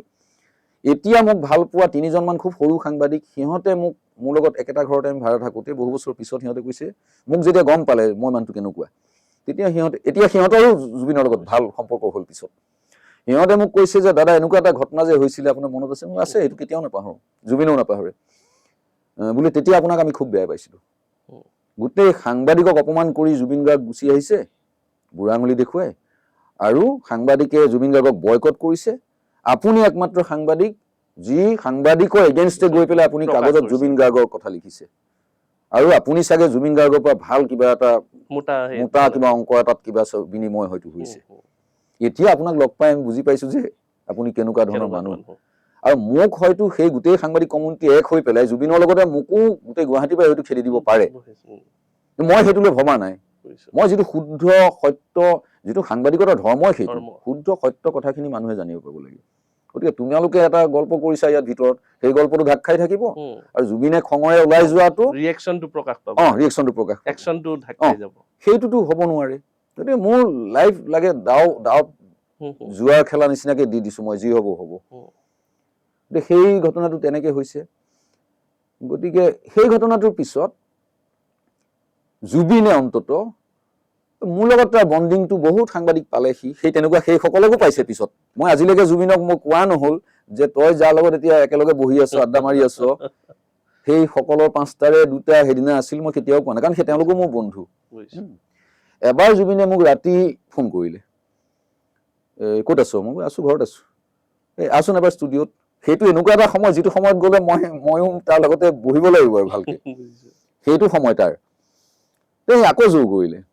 যে মই মোৰ মিছেছকো ক'লো মিছেছে কৈছে যা সি 2-3 মাতিছে যেতিয়া কিবা বেলেগ কাম থাকিব পাৰে তাৰপিছত আকৌ ফোন কৰি সি কৈছে নহয় তোক মই মিচিং ঐনিতম দি পেলাই মই কিবা এটা বনাই আছোঁ তোক শুনাব খোজোঁ মই আহিলোঁ আহোঁতে সাধাৰণতে যিখন দুৱাৰেৰে আমি NK বা DG মিউজিকৰ ষ্টুডিঅ'ৰ ফালে সোমাই যাওঁ পুৰণা DG মিউজিক সেইফালেদি মই সোমাই গৈ পেলাই দেখিলোঁ মেইন দুৱাৰখন বন্ধ আৰু মেইন দুৱাৰৰ সন্মুখত লাইট এটা জ্বলি আছে লাইটটো সেইদিনা জ্বলা নাই আৰু দূৰৰ যিবিলাক পাণ দোকান আছে পাণ দোকানবিলাকত ষ্ট্ৰীট লাইট যে থাকে তাৰ ক্ষীণ পোহৰ এটা পৰি আছে তাত অলপ দেখিলোঁ 3জন ল'ৰাই পুৰণি বাতৰি কাগজ ফলা বাতৰি কাগজত চানা টানা লৈ পেলাই বহি আছে আৰু বটল চটল লৈ পেলাই মই আহি পাই সিহঁতক দেখি মই আচৰিত হ'লোঁ জুবিনে মোক মাতিছে ঐনিতম মিক্স কৰি সি এটা বিহু কিবা কাম কৰি আছে সেইটো মোক শুনাবলৈ মাতিছে ইয়াতে আহি বেলেগ দৃশ্য জুবিন নাই তাত 3জন আছে মই ইহঁতে মোক চিনি পাইতো একেলগে আমি ইহঁতে ক'লে বিদ্যুৎ বহ গিলাচ এটা ৰেডি কৰিছিলেই মই বোলো খাম জুবিন ক'ত জুবিন ক'ৰবাত ওলাই গৈছে মই ভাবিছোঁ জুবিনে অন্ততঃ মোৰ লগত সেইটো কাম নকৰে ৰাতি মাতি পেলাই সি ক'ৰবাত ওলাই যাব মই সিহঁতক ক'লো যে মই চিগাৰেট এটা খাই পেলাই আহি আছোঁ ভালকৈ বহিম আৰু সেইবুলি মই তললৈ গৈ পাণ দোকান এখনৰ সন্মুখত জুবিনলৈ ফোন কৰিলোঁ কৰোঁতে ফোন ধৰি ৰিচিভ কৰিছে কৰি পেলাই ক'লে যে নহয় সিহঁতে আহিছিলে কিবা খাব দি আহিছোঁ তই এইফালে এটা বাট আছে দেৱক মই পঠাই দিছোঁ দেৱু বুলি কয় জুবিনে দেৱু ওলাই যাব তোক এটা বেলেগ ৰাস্তাৰ ডাইৰেক্ট ষ্টুডিঅ'লৈ লৈ আহিব সেইটো আহি আমি ৰাতি গান চান শুনিলোঁ আৰু সি ইয়াতকৈ অলপ সৰু খুব ফুল ভলিউমত মই শুনাটো সি বিচাৰিছে বা ভাল পাইছে সি এনজয় কৰিছে ফুল চাউণ্ড দি পেলাই গানবিলাক শুনাইছে শুনোৱাৰ পিছত আমি তাতে অলপ কিবা লৈছোঁ লৈ যেতিয়া ওলাই আহিছোঁ ওলাই আহোঁতে এই ঠাইত কোনো নাই আৰু সেইবিলাক শূন্য ঠাই আৰু গতিকে সেই এটা অভিজ্ঞতা তাৰপিছত নিউজ ওলোৱাৰ পিছত আৰু লাহে লাহে দেখিলোঁ আৰু মোৰ এটা এথিক্সত পৰে বুলি ভাবোঁ মই কেতিয়াও নক'লো যে ABCD এই গোটেই মুখাই আছিলে সেইদিনা সি বেচাৰে প্ৰথম দেখা মানুহকেইটা তাৰ ইয়াত মনত নাই কিন্তু মই কৈ দিব লাগিব মই নকওঁ মোৰ সম্প্ৰদায়টোৰ মোৰে বন্ধু সেইবিলাক সিহঁতে সেইদিনা হয়তো ভুল কৰিছে কিন্তু জুবিনক কৈ সিহঁতৰ লগত মই বেয়া কৰিম সেইটো মই বিবেচনা নকৰোঁ আৰু এদিন এটা ঘটনা ঘটিলে সি NETV মনোৰঞ্জন সিঙৰ দিনৰ NETVৰ এটা অনুষ্ঠানত সি খুটাত উঠি গ'ল বুজিছো মই টেলিভিশ্যনত দেখিছোঁ হ'ল চালোঁ তাৰপিছতে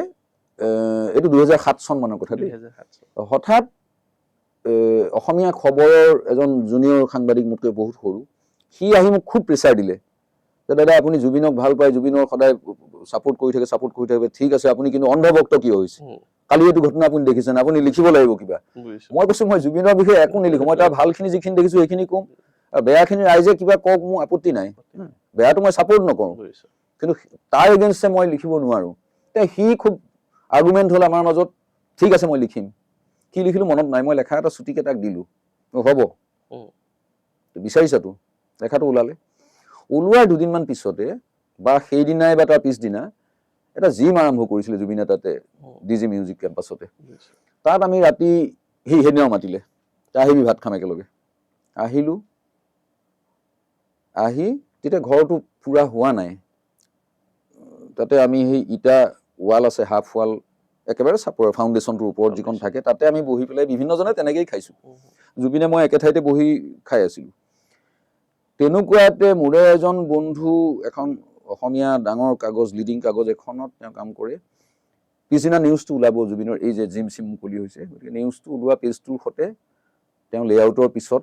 ফাইনেল লেআউট হৈ গ'ল আৰু তেওঁ লৈ আহিছে আহি জুবিনক দেখুৱালে তেওঁ দেৰিকৈ আহিছে আমি তেতিয়া খাই আছোঁ আৰু মোৰ পৰা মাছৰ টুকুৰা এটা জুবিনে লৈ গৈছে ঠিক সেই মোমেণ্টটোত এওঁ আহি পেলাই এনেই জোকাবৰ কাৰণে জুবিনক কৈ দিলে তোমালোক দেখোন একে ভাই ককাই নিচিনাকে বহিছা আৰু তুমি যে মাছ ললা ককাইৰ থালৰ পৰা ককাইৰে কি লিখি দিছে তোমাক একজেক্টলি এনেকুৱা এটা লাইন যে তোমাক যে ফালি থৈছে কালি নে পৰহি কাগজত এইটো পালানে নাই মই ভাবিছোঁ জুবিনটো তেতিয়া অলৰেডি সি খাই আছিলে এই গোটেই পৰিৱেশটো নষ্ট হৈ যাব এতিয়া হয়তো জুবিনে মোকো কিবা কৈ দিব পাৰে আৰু হয়তো কোনোবা পক্ষটোৱে সেইটোৱে বিচাৰিছে ৰাজহুৱাকে জুবিনে বিদ্যুৎ ভূঞাক গালি পাৰক পৰিৱেশটো নষ্ট কৰক জুবিন সেইদিনাও যথেষ্ট তেনেকুৱা অৱস্থাতে আছে কিন্তু ধুনীয়াকৈ আমি কথা পাতি আছোঁ সি ইমান ধুনীয়া উত্তৰ এটা দিলে নাপাহৰোঁ সেইটোৱে জুবিন গাৰ্গ চাগে দেই সি এটা উত্তৰে দিছে সি কৈছে যে মই অকল হীৰেণ গোহাঁই আৰু বিদ্যুৎদাৰ লেখাটো পঢ়িছোঁ উত্তৰটো সিমানেই আৰু কোনোবাই ইমান লিখিছে সেইটোৰে মই এইটো ক'ব নাই খোজা তোমাৰ শ্ৰোত যে মই হীৰেণ গোহাঁই সমসাময়িক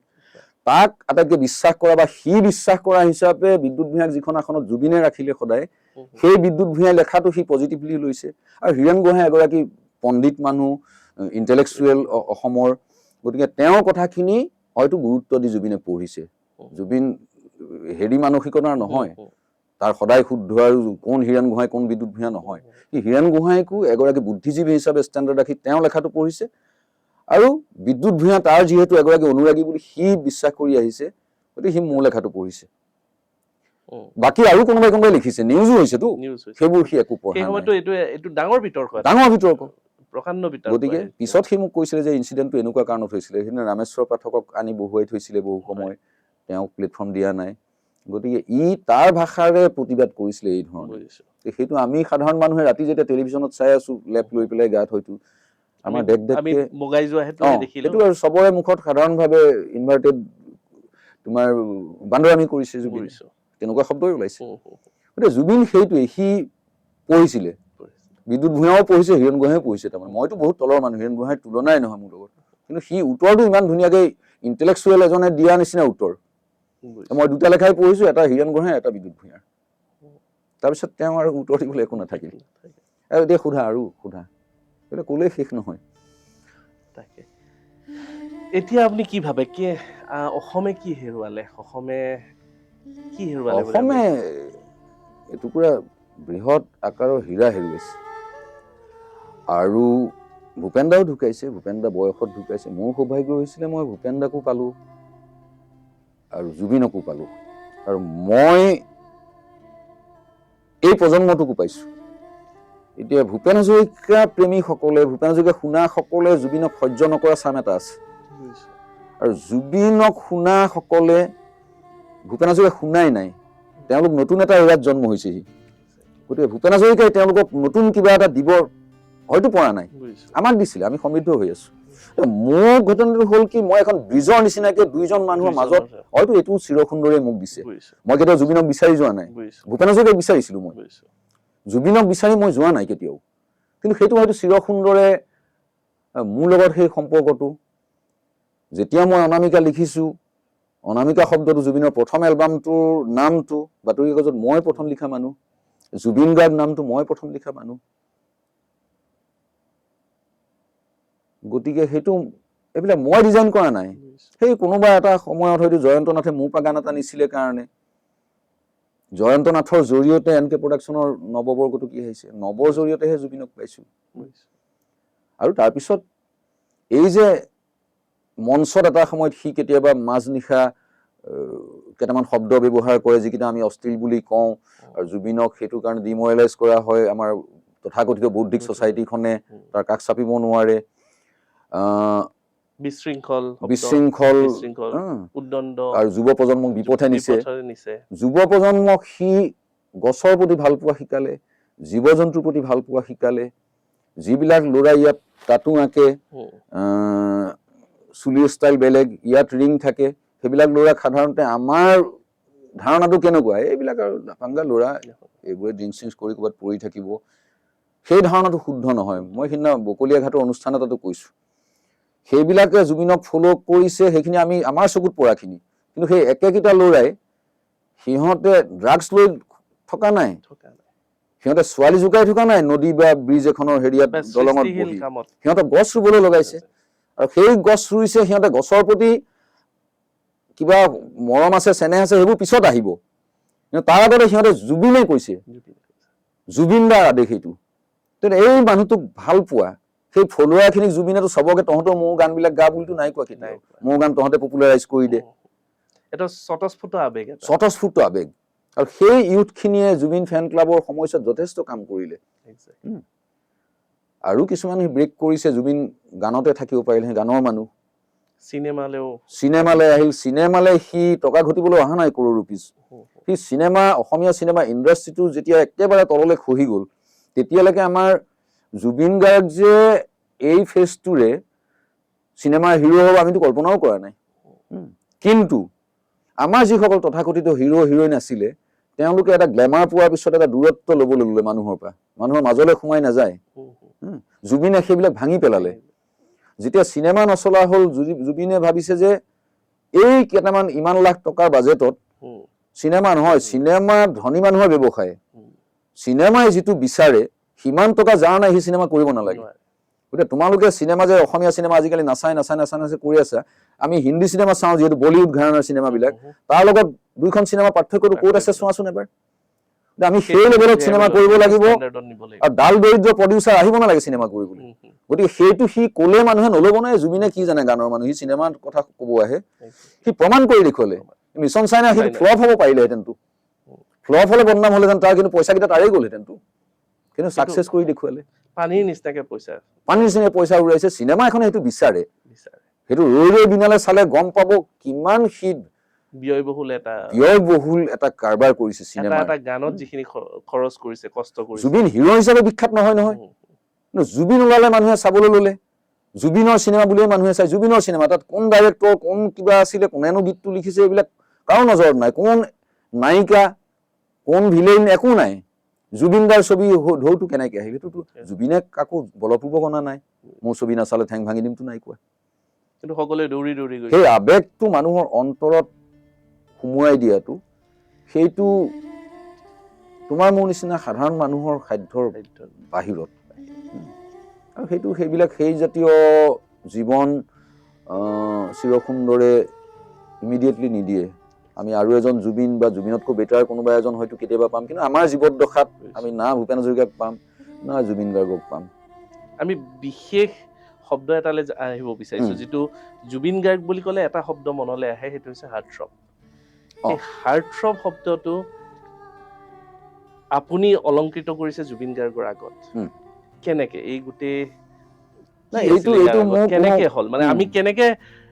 হিয়াৰ আমঠু বা হাৰ্টথ্ৰব শব্দটো আমি কেনেকে পালো মানে আমি পাই গলো আমি লিখোতেও হওক কওঁতেও হওক আমি হাৰ্টথ্ৰব শব্দটো প্ৰত্যেকবাৰেই ব্যৱহাৰ কৰিলো সকলোৱে ব্যৱহাৰ কৰিলো কিন্তু এইটো কেনেকে আহিল তাৰমানে নাই সেইটো মোৰ নিজৰ ইমান সৃষ্টি নহয়। হাৰ্টথ্ৰব শব্দটো ঠিক মই মোৰ ক্ৰিয়েশ্যন বুলি ক'ব খোজা নাই। সেইটো হ'ল জুবিনৰ লগত সম্পৰ্কটো ঘটিলেই 92-ত 8 বছৰৰ পিছৰ ঘটনা, আৰু জুবিন মোতকৈ 8 বছৰ সৰু। সেই 8 বছৰ ব্যৱধানত গতিকে 2000 চনৰ ঠিক বিহুৰ আগৰ সময়ছোৱা মই অলপ জুবিনৰ নিচিনা মেডনেছ মোৰো আছে। এখন কাগজতে কাম কৰি থাকোঁতে আমনি লাগিলে মই কেতিয়াবা অফিচত কাম কৰি থৈ যাওঁ অহা এসপ্তাহৰ কাৰণে, কৰি মই মনে মনে ক'বলৈ গুচি যাওঁ। সেই সময়তে মোক অশোক কুমাৰ বিষয়া ৰাজাদা, তেওঁ নতুন চিনেমা এখন কৰিছে I love you. Heroine Barsha Rani definitely, আৰু হিৰোটো নতুন। হিৰোটো হ'ল এতিয়া চবেই জানে আকাশদ্বীপ বুলি জানে তাক। তেতিয়া তাৰ আচল গাঁৱৰ, সি কপাহেৰা গাঁৱৰ পৰা আহিছে, মৰিগাঁৱৰ একদম প্ৰত্যন্ত ঠাই। পিছু এটা বিচাৰি সি চাইকেল লৈ বহু কিলোমিটাৰ আহি পেলাই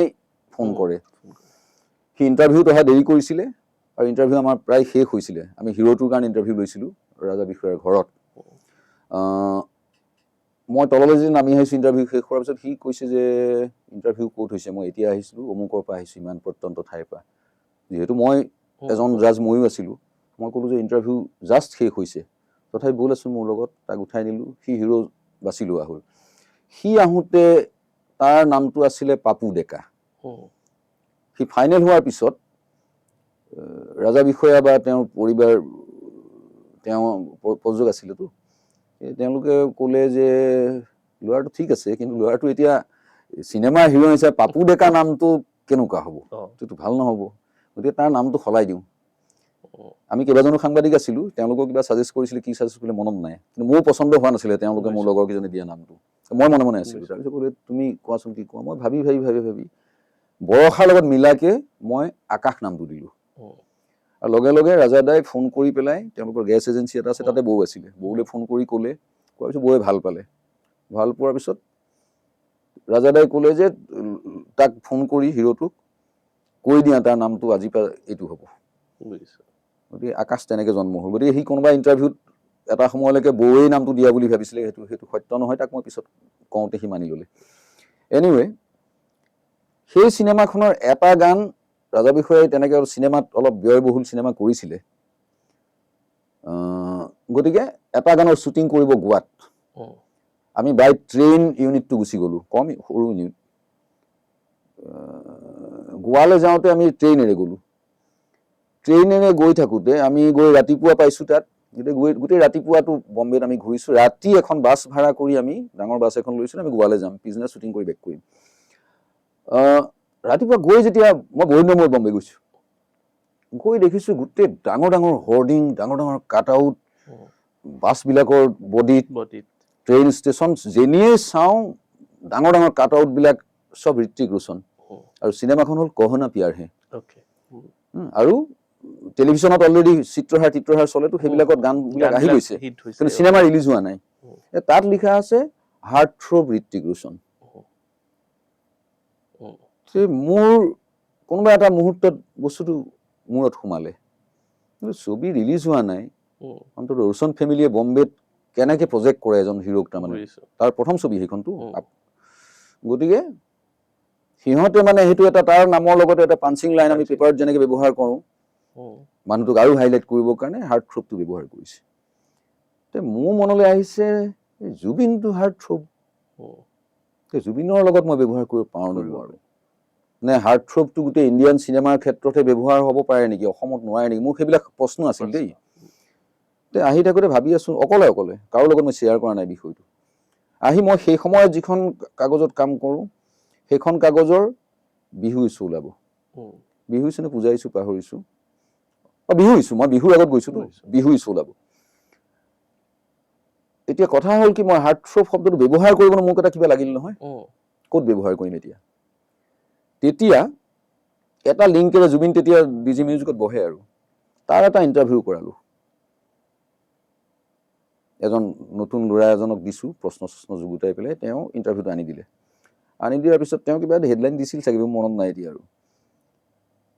এতিয়া মই দেখিলোঁ যে হেডলাইনত মই এইটো প্ৰথম দিওঁ, কাৰণ ছপা আখৰত থাকিলে বস্তুটো প্ৰমাণ থাকি যাব। কাগজখন নচলা কাগজেই হওক, চলা কাগজেই হওক, কিন্তু তাত ডেট এটা থাকিব। গতিকে যুৱ প্ৰজন্মৰ হাৰ্ট থ্ৰব জুবিন গাৰ্গৰ সৈতে এখন্তেক বা এনেকুৱা কিবা আৰু তলৰ লাইনটো মনত নাই, এইটো পাঞ্চিং লাইন হিচাপে এইটো ওপৰত আছে। সেইটো দিলোঁ। দিয়াৰ পিছত মোক এডিটৰেও প্ৰথমে সুধিছে এইটো দিব পাৰি নে নোৱাৰি। এই কাৰণত দিব পাৰি, মই বম্বেত দেখি আহিছোঁ, তাত চিনেমা ৰিলিজেই হোৱা নাই। তাৰপিছত প্ৰচাৰটো তেতিয়াই হৈছে বুলি মই নাই ভবা। তেতিয়া মাজে মাজে দুই এখন অনুষ্ঠানলৈ জুবিনৰ লগত কেতিয়াবা যাব লগা হয়। গ'লে সি মানে কি কৰে আৰু মোক ভাল পায়তো, সি মোক একো কৰিব নোৱাৰিলেও মই যদি তলতো ৰৈ থাকোঁ, সি মাইক্ৰফোনত মাতাই দিয়ে মোক, তাৰমানে মঞ্চলে আহিলে সি তাক ইয়াতে থকা হওক বা বেলেগ কমিটি মানুহ পাৰিলেও মোক গামোচা দিয়ে। এই দিলে মই দুটা লাইন কওঁতো, আৰু সেই সময়ত মই মন কৰোঁ সি এই যিটো ষ্টাৰডম জুবিনৰ সেইটো তাৰ মুখখনত নাই। সি মোৰ কাষত এনেকে ইমান ধুনীয়াকে সৰু ল'ৰা এটা ৰোৱা দি ৰৈ থাকে নহয়, আৰু মন দি শুনি থাকে মই কি কওঁ। সেই মোমেণ্টটো লাষ্ট মই তাক হেৰিয়াত পাইছিলোঁ, বিহু ফাংচন হিচাপে বিশ্বনাথ চাৰিআলিত। গতিকে তেনেকে মিটিংবিলাকত ক'বলৈ ল'লোঁ। তাৰপিছত মই আন কিছুমান বিহু অনুষ্ঠানত গৈ দেখোঁ য'ত জুবিনক মাতিছে, তাত সিহঁতে এনাউন্স কৰি আছে মানে হাৰ্ট থ্ৰব জুবিন গাৰ্গ, যুৱ প্ৰজন্মৰ হাৰ্ট থ্ৰব এণ্টেম। তেনেকে লাহে লাহে বস্তুটো মানুহৰ মাজলৈ গ'ল, আৰু চবেই এতিয়া ঢুকুৱাৰ পিছতো অসমৰ বাহিৰতো যিবিলাকে লেখা চেখা লিখি আছে সিহঁতে হাৰ্ট থ্ৰবটো ব্যৱহাৰ কৰা দেখি সেইটো ভাল লাগে। মই দিওঁতে মই ইমান চবেই ল'ব বা কিবা মোৰ সেই ভাৱটো নাছিলে, কিন্তু মোৰ এইটো মনলৈ আহিছিলে যে ঋত্বিক ৰোশনৰ যদি ছবি ৰিলিজ হোৱাৰ আগতে তাক এইটো দিব পাৰি, জুবিনক ডেফিনেটলি দিব পাৰি। গতিকে সেইটো বোধ কৰোঁ মোৰ ভাৱ হয়। মোক মাধ্যম কৰি হয়তো চিৰ সুন্দৰেই এইটো গোটেইখিনি সেইটো চাগে দিয়াইছে, এনেকুৱা মোৰ ভাৱ হয়। এতিয়া যিহেতুকে ভূপেন হাজৰিকা, জুবিন গাৰ্গ, এই ব্যক্তিসকলৰ একদম মানে নিচেই কাষৰ পৰা পাইছে, তেওঁলোকৰ যি জয় যাত্ৰা আপুনি সহযাত্ৰী হোৱাৰ আপোনাৰ অভিজ্ঞতা আছে, আপুনি জানে, ওচৰৰ পৰা পাইছে, তেওঁলোকৰ ষ্ট্ৰাগল পাইছে, তেওঁলোকৰ উত্থান পাইছে, তেওঁলোকৰ কেনেকে মানে আমিতো বাহিৰৰ পৰাহে ছবিখন দেখোঁ, ভিতৰৰ পৰা কেনেকে তেওঁলোকে ফেচ কৰিছে। জুবিন গাৰ্গৰ সেনেকুৱা কিবা ষ্ট্ৰাগল মুমেণ্ট আপুনি ভিতৰৰ পৰা জানেনে, যে তেওঁ এনেকুৱা ভিতৰি এনেকুৱা ধৰণৰ ষ্ট্ৰাগল অনুভৱ কৰি আছে, কিন্তু বাহিৰৰ পৰাতো একদম ষ্টাৰডম বা চেলিব্ৰিটিহুড বা যিটো হাৰ্ট থ্ৰব বুলি কয় সেই গোটেইখিনি এনজয় কৰি আছে, বাহিৰৰ পৰাতো জুবিন গাৰ্গ, কিন্তু ভিতৰৰ পৰাতো ষ্ট্ৰাগল কিছুমান থাকে ন, প্ৰত্যেক ব্যক্তিৰে নিজৰ ষ্ট্ৰাগল থাকে। কিন্তু জুবিন গাৰ্গৰো কিবা ষ্ট্ৰাগল আছিলে নেকি? এতিয়া তাৰ ক্ষেত্ৰখন সুকীয়া, সুৰৰ কথা ভাবিছে বা কিবা, আমি তাক যি ধৰণে দেখি থাকোঁ তাৰ নেপথ্যত কিছুমান তাৰ ৰূপ আছিলে যিবোৰ আমি গম নাপাওঁ। মৃত্যুৰ পিছত গম পাইছোঁ কিমান কিতাপ সি পঢ়িছিলে এটা ধাৰণা কৰিব পাৰি। সম্পূৰ্ণ কিতাপখন হয়তো সি পঢ়ি নাথাকে, মই বিশ্বাস নকৰোঁ যে 1000 পৃষ্ঠাৰ কিতাপখন সি প্ৰথমবাৰ পঢ়ি আছে পুথি পঢ়া দি, নহয়। মূল বস্তুখিনি লৈ পেলাই সি যিটো ছেভ কৰিব লাগে সেইটো ছেভ কৰে, বাকী পাহৰি, আৰু কাকো সি নকয় মই ইমান কিতাপ পঢ়োঁ কিবা পঢ়োঁ, তাৰ কথাত ওলাবতো, সেইখিনি সি শেষৰ অন্তৰৰ ৰীতা চৌধুৰী ইণ্টাৰভিউটোত মানুহ আচৰিত হৈ গৈছে, মানুহক ইউ টাৰ্ণ লোৱাই দিছে যিবিলাক মানুহৰ তাৰ প্ৰতি ভাল ধাৰণা নাছিলে। মূল পইণ্টটো কি আছিলে? মানে ষ্ট্ৰাগল পইণ্ট। এতিয়া ঘটনাটো হ'ল কি, কিছুমান ইন্ট্ৰভাৰ্ট চৰিত্ৰ মানুহ থাকে যি ষ্ট্ৰাগলটো নেদেখুৱাই। আগদিনা ৰাতি কান্দি আছোঁ, পিছদিনা পুৱা হয়তো মই প্ৰফেশ্যনেল ছিংগাৰ, মোৰ ৰহাত বিহু আছে, তেজপুৰত হয়তো বিহু আছে, তাৰ পিছৰখন এনেকুৱা ধৰণৰ ভূপেন্দ্ৰৰো দেখোঁ। কিন্তু তুমি সোধাৰ লগে লগে মনত পৰিছে, মই মোৰ জীৱনত যিদিনা তাক শেষবাৰৰ কাৰণে লগ পালোঁ, সেইদিনা আমাৰ এই হেণ্ডিকেপ মানুহখিনিক লৈ কৰা চিনেমা এখন আছিলে, প্ৰিন্সিও আছিলে তাতে, হাতেই নাই তাই। সেই ছবিখন চাবলৈ সি অকলে আহিছিলে। বাকী তাৰ লগত যিসকল সহযোগী টিম এটা যে থাকে, সেই টিমটো থাকিলে মই বৰ বেছি সম্পৰ্কলৈ নাযাওঁ বা মোৰ যাবলৈ অকণ দিগদাৰ হয়। আনকি মই মিছন চাইনাতো দেখিছোঁ, সি হয়তো আশা কৰে যে মঞ্চলৈ গৈ মই তাৰ কাষৰ আসনখনতে বহোঁ, কিন্তু বাকী কিছুমান এনেকুৱা মানুহ আছে যিসকল জুবিনৰ কাষত থিয় হৈ আইডেণ্টিটি ল'ব খুজিছে সেইসকলে ঠেলা হেঁচা কৰি মই হয়তো ক'ৰবাতে থাকিলোঁ মই এৰি দিওঁ যোৱা বুজিছো। যোৱা মই মোৰ আইডেণ্টিটিটো মই জুবিনক লৈ নলওঁ জুবিন, হয়। জুবিন হৈ থাকক মই হৈ আছোঁ কিবা এটা আইডেণ্টিটি পাইছোঁ মোক যিকণ দিছে সেইকণেই মোৰ কৰা জুবিন এটা বিশাল ব্যক্তি জুবিনৰ লগত সম্পৰ্ক ভাল পোৱা মৰম চব আছে খালি এদিনলৈও তাৰ লগত মোৰ এনেকুৱা নহ'ল মোৰ হোৱা হ'লে চাগে ভালেই আছিল এদিন কিবা বিষয় লৈ যদি তৰ্ক এটা হ'লহেঁতেন সিও মোক গালি পাৰিলে ময়ো পাৰিলোহেঁতেন সেইটো নাহিলেই গতিকে এই শেষৰবাৰ যিদিনা মই লগ পালোঁ সেই ছবিখন চাবলৈ অহাৰ পিছত ছবি শেষ হোৱাৰ অকণমান আগত আমি উঠি আহিলোঁ সি হয়তো দুআষাৰ মোৰ লগত কথা পাতিব তলত তাৰ গাড়ীখন আছে নামি আহিয়েই সি ক'লে ব'লচোন বাহিৰত যাওঁ ব'ল কথা পাতিম ছবি শেষ হ'ব আমি গম পাইছোঁ যে ছবি শেষৰ ফালে আহিছে আন্ধাৰত গৈ বহিছে আৰু আমি যিহেতু অতিথি হিচাপে আমাক সন্মুখত বহুৱাইছে একেবাৰে আৰু সন্মুখৰ পৰা ইমান স্ক্ৰিনিং মস্ত স্ক্ৰিনখনত পিছৰ পৰাহে চিনেমা ভাল হয় মনে মনে সি উলিয়াই আনিছিলে কিন্তু বাহিৰততো পোহৰ বাহিৰত গোটেই সোপা জুবিন যে সোমাইছে গম পায় নহয় সিহঁতে কেমেৰা চেমেৰা বাহিৰত ৰেডি জুবিন অহাৰ লগে লগে ধৰিলে গ'ল কিবা কিবি ক'লে কোৱাৰ পিছত নামি গৈ গাড়ীখনৰ ওচৰতে যেতিয়া কথা পাতিছোঁ তাৰ মুখখনলৈ মই এবাৰ চাইছিলোঁ ফটো এখনো উঠিছোঁ সেইদিনা কিবা এটা বিষণ্ণতা মই দেখিছোঁ সেই সময়ত কিবা এটা যেন এটা কিবা অস্বাভাৱিক অৱস্থা এটাত যেন মানুহটো আছে মুখত হাঁহিটো আছে দেখিছোঁ যদিও সেই যিটো জলিনেছ মুখখনত যিটো ব্ৰাইটনেছ তাক মই সাধাৰণতে পাওঁ হাঁহি থাকে সেইটো মই সেইদিনা দেখা নাপালোঁ আৰু মই সেইটো সিমান আণ্ডাৰলাইন কৰিও থোৱা নাছিলোঁ এতিয়া তাৰ শেষ লগ পোৱা হিচাপে যেতিয়া মই মনলৈ আনো তেতিয়া তাৰ মুখখন মনত পৰে সি কিবা এটা যেন ষ্ট্ৰেছ লৈ পেলাই আছিলে সেই পিৰিয়ডটোত তাৰে এটা পাৰ্চেণ্ট হয়তো চিনেমাখনো হ'ব পাৰে বিকলাংগসকলক লৈ প্ৰিন্সিহঁতো এটা কাম কৰিছে সেইটোও হ'ব পাৰে কিন্তু অকল সেইটোৱেই বুলি মই বিশ্বাস কৰিব নাই পৰা কিবা এটা চাপত হয়তো সি আছিলে আৰু সেইদিনা তাৰ লগত এই সাংগু পাংগু কোনো নাই সি অকলে গুচি আহিছে আৰু সেইকাৰণেই চাগে মই পালোঁ বা সিও মোক পালে তাৰপিছত সি গুচি গ'ল তাৰপিছত মোৰ ভাৱ হয় যে তাক যদি মই সেইদিনাও ক'লোহেঁতেন বলচোন ক'ৰবাত বহোঁ তোৰ গাড়ীতে যাওঁ সি হয়তো গুচি গ'লহেঁতেন সি মোক কোৱা নাই যে মোৰ কাম এটা আছে গুচি যাওঁ এনেকুৱা ধৰণৰ একো কথা কোৱা নাছিল যিকণ সময় এক্সপ্ৰেছ কৰিলেহেঁতেন হয়তো গতিকে মই খুব দুখিত চালা ইমান কাষৰ পৰা থকাৰ পিছতো আজি মই তাৰ ভিতৰত যদি কিবা চলি আছিলে সেইখিনি তুমি মোক সুধিছা ক্ল'জ মানুহ এজন মই ক'ব পৰা নাই সেইটোত মই হয়তো ক'ৰবাত দৰিদ্ৰ হৈ ৰৈ গ'লোঁ আৰু সি তাত মৰিবলৈ কেতিয়াও নাযায় চিনেমাৰ ডাবিং বাদ দি পেলাই এই অতি কামোৰাৰ কাৰণে সি ভাবিছে হ'ব যা গৈ আহোঁ আহি পেলাই চিনেমা কাম কৰিম ছেক্সটো অপবিত্ৰ নহয় ছেক্সটো চিৰসুন্দৰে দিছে গছ এজোপাকো দিছে আমাৰ বিহু গীতত ছেক্স উপচি আছে ওপৰৰ পৰা যেতিয়া বৰষুণ পৰে সেইটো পুৰুষৰ বীৰ্য বুলি কল্পনা কৰা হয় আৰু ধৰিত্ৰী হ'ল ধৰিত্ৰী বুলি কওঁতো নাৰী আৰু ডাঙৰ ডাঙৰ যিসকল পিকাচো বা এইসকলে তেওঁলোকৰ যিবিলাক ডাঙৰ ডাঙৰ ষ্টুডিঅ' আছে যেতিয়া নগ্ন ছবি এখন আঁকিব সুন্দৰ নাৰী মূৰ্তি সঁচাকৈ হলিউডৰ ডাঙৰ ডাঙৰ ষ্টাৰ আহে উলংগ হৈ পেলাই এটা পজত শুই দিব সেইবোৰ আঁকে ব্ৰাছেৰে আমি বেংক বেলেঞ্চ বঢ়োৱাৰ চেষ্টা কৰিম সি বেংক বেলেঞ্চ কমোৱাৰ চেষ্টা কৰি থাকে চবকে দিয়ে দি গ'ল চব জানিছ যদি নকলি কেলে কেতিয়াবা এদিন যে মই এনেকুৱা অলপ মেণ্টেল চাপ এটাত আছো কিবা কৰিব পাৰিবি নেকি তই সোধটো মইতো তোৰ মুখত থিয় হৈ আছিলোতো সেইদিনা প্ৰেছ ক্লাবত হেৰিয়াত হোটেল লণ্ডনত তই মোক কিয় নকলি তই